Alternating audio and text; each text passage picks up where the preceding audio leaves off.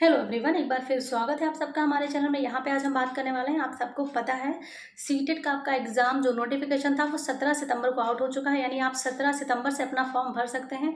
जो लोग भी सीटेट की तैयारी करना चाह रहे हैं, सीटेट का एग्ज़ाम देने की सोच रहे थे, उनके लिए ये बहुत बेहतरीन मौका है। और ये बेहतरीन मौका इसलिए और बोला जाएगा क्योंकि आगे अभी काफ़ी एग्ज़ाम आएंगे, जैसे DSSB हो गया, KVS हो गया, सुपर टेट हो गया, BPSC हो गया, तो इनमें आप अप्लाई कर पाएंगे। इसके लिए ये जो सीटेट एग्ज़ाम दिसंबर वाला है ये बहुत ही ज़्यादा आपके लिए महत्वपूर्ण होने वाला है।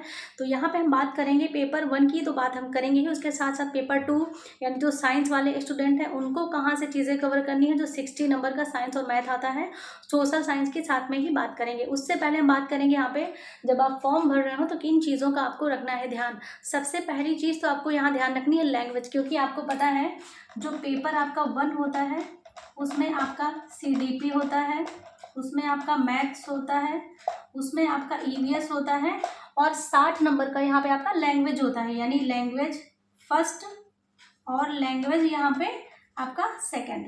तो इनमें आपको क्या ध्यान रखना है, देखिए होता क्या है, बहुत सारे लोगों को लगता है कि कोई भी लैंग्वेज ले लो यूं ही चल जाएगा, लेकिन नहीं, आपको फर्स्ट या सेकंड लैंग्वेज वो चूज करनी है जो आप बेहतर तरीके से कर पाएँ। हालांकि इसमें ऐसा कुछ नहीं होता है कि बहुत ज़्यादा पढ़ना होता है, लेकिन 15 नंबर की इसमें पेडागोजी आती है जो अच्छी खासी आपको पढ़नी पड़ेगी। मतलब आप जो लेवल है पेडागोजी का वो अच्छा खासा लेवल यहाँ पे आपको देखने को मिलेगा। तो ज़रूरी है, अगर आपको लगता है आप हिंदी में बेटर परफॉर्म कर सकते हैं तो आप फर्स्ट लैंग्वेज के तौर पे हिंदी को चूज़ करिए। और अगर आपको लग रहा है कि आप इंग्लिश ज़्यादा बेटर तरीके से कर सकते हैं तो उस तरह से आपको लैंग्वेज चूज़ करनी है। अब जो फर्स्ट लैंग्वेज होती है और जो सेकंड लैंग्वेज होती है, इनकी जो पेडागोजी होती है उनमें काफ़ी सिमिलरिटीज़ होती हैं। मतलब बिल्कुल मान के चलिए सिर्फ वहाँ पे ट्रांसलेट होता है। अगर आपने पहली हिंदी लैंग्वेज ली है, सेकंड आपने इंग्लिश ली है, तो सिर्फ उसका मान के चलिए ट्रांसलेट होना है। संस्कृत ली है तो भी मान के चलिए ट्रांसलेट ही होना है। लेकिन अगर मैं अपनी राय से बोलूँ तो मुझे, अगर आपने फर्स्ट लैंग्वेज के तौर पे हिंदी को चूज़ किया है, तो मुझे सेकंड में संस्कृत ज़्यादा अच्छी लगती है। रीज़न ये है, संस्कृत और हिंदी का मैच होता है। मतलब आपको नहीं पता है पठन, जैसे इंग्लिश में आपको मीनिंग पता होना ज़रूरी है भाई कि इसका हिंदी क्या होगा, लेकिन यहाँ पे जैसे पठन हो गया, क्रीडा, कुछ वर्ड आपने सुने हैं तो रिलेट करके आप उसकी हिंदी निकाल सकते हो। तो ये चीज़ यहाँ पे थोड़ा सा मुझे लगता है। बाकी अगर आपको लग रहा है आपकी इंग्लिश ज़्यादा अच्छी है तो आप इंग्लिश ही लीजिए। यहाँ पे आपको 15 नंबर के पैसेज देखने को मिलेंगे। ग्रामर आपको बिल्कुल भी नहीं पढ़नी है। ग्रामर के 1 से 2 क्वेश्चन मान के चलिए यहाँ पे अगर आएंगे तो आ जाएंगे, नहीं तो पैसेज से यहाँ पे ग्रामर के ज़्यादा, मतलब एक्स्ट्रा ग्रामर के क्वेश्चन नहीं आते हैं। सिर्फ पैसेज में ही आपको व्याकरण के कुछ क्वेश्चन देखने को यहाँ पे मिलेंगे जो बहुत ही बेसिक लेवल के होंगे। उसके लिए आपको कुछ एक्स्ट्रा एफर्ट नहीं करना है। तो यहाँ पे लैंग्वेज जब भी आप चूज़ करें, फॉर्म फिलअप करवा रहे हो, तो ये चीज़ें आपको बहुत ध्यान देनी है। आप अपने माइंड से सोचिए आपको कौन सी लैंग्वेज फर्स्ट और कौन सी लैंग्वेज सेकंड चूज करनी है। अब यहाँ पे हम बात कर रहे हैं पेपर 2 की। पेपर 2 की यहाँ पे बात करेंगे। CDP आपका पेपर फर्स्ट में भी सेम है और पेपर 2 में भी आपका सेम है। अब यहाँ पे बात करेंगे जो लैंग्वेज है वो भी सेम ही रहती है। लैंग्वेज फर्स्ट एंड लैंग्वेज 2 यहाँ पे सेम होगी। मतलब कोई ज़्यादा अंतर नहीं होता है ना, डिफ़िकल्टीज़ में भी कोई ज़्यादा अंतर यहाँ पे आपको देखने को नहीं मिलेगा। CDP की बात करें तो उसके भी लेवल में कुछ ज़्यादा अंतर आपको देखने को नहीं मिलेगा। थोड़ा बहुत ऊपर नीचे हो सकता है, बाकी ज़्यादा यहाँ पे अंतर आपको देखने को नहीं मिलेगा। अब जो साइंस वाले स्टूडेंट हैं उनके लिए क्या है, यहाँ पे उनके लिए यहाँ पे मैथ्स और यहाँ पे साइंस, ये 60 क्वेश्चंस आपको यहाँ से देखने को मिलेंगे। 40 नंबर यहाँ से आपके थ्योरी बेस्ड यानी डायरेक्टली NCERT से पूछे जाएंगे और जो 20 नंबर आपका है ये यहाँ से आपकी पेडागोजी आएगी। तो यहाँ पे 40 नंबर की आपको तैयारी अच्छे से करनी होगी। हालांकि पेडागोजी की भी तैयारी करनी होती है। पेडागोजी कोई ऐसा नहीं है कि बस यूं ही पूछ दिया गया कि किसी बच्चे को मारो नहीं। आजकल पेडागोजी का भी जो लेवल है वो अच्छा खासा हो गया है। जब प्रीवियस ईयर के क्वेश्चन आप करेंगे तो आपको समझ में आएगा कि जो पेडागोजी है उसका भी लेवल काफ़ी अच्छा हो रखा है यहाँ पे। तो ये चीज़ें यहाँ पे आपको ध्यान रखनी है। अगर जैसे ये साइंस वाले स्टूडेंट के लिए मैंने बताया, यहाँ पे आपको 40 नंबर्स। अगर यहाँ पे आपने BA किया है, MA किया है, तो यहाँ पे आपको सोशल साइंस यहाँ पे आपको देखने को मिलेगी। सोशल साइंस यहाँ पे आपको देखने को मिलेगी। सेम ऐसे ही होगा। हिस्ट्री, ज्योग्राफी, पॉलिटी से 40 क्वेश्चन आएंगे जो NCERT based, fully NCERT based होंगे। बाकी जो बचा 20 नंबर वो आपकी क्या आएगी, पेडागोजी आएगी।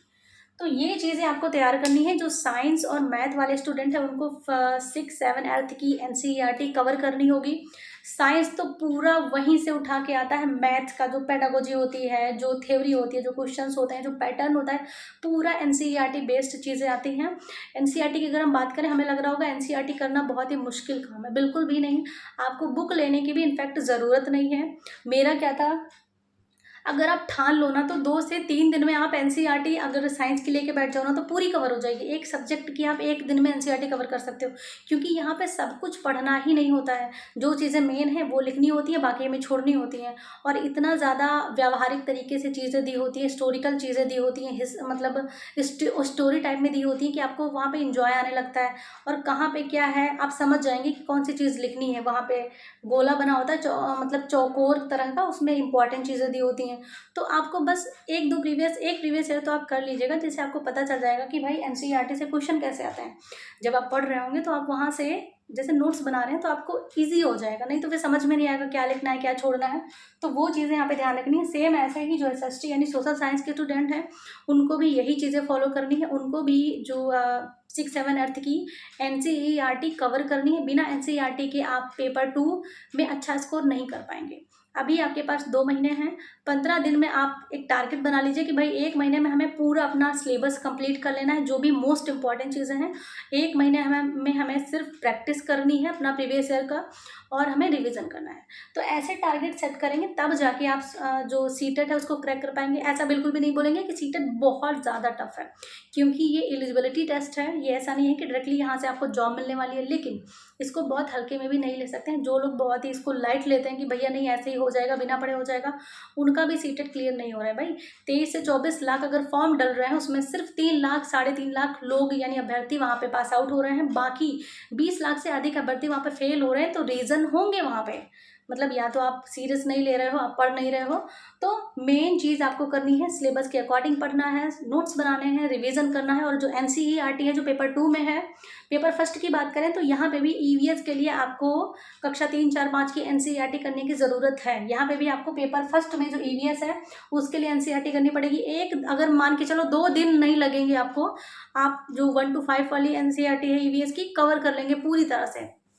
कुछ भी नहीं है, मैंने खुद किया है, उसके बेस पे मैं बोल रही हूँ। कुछ भी ऐसा नहीं है कि आप नहीं कर सकते, आपको ज़्यादा टाइम लगेगा।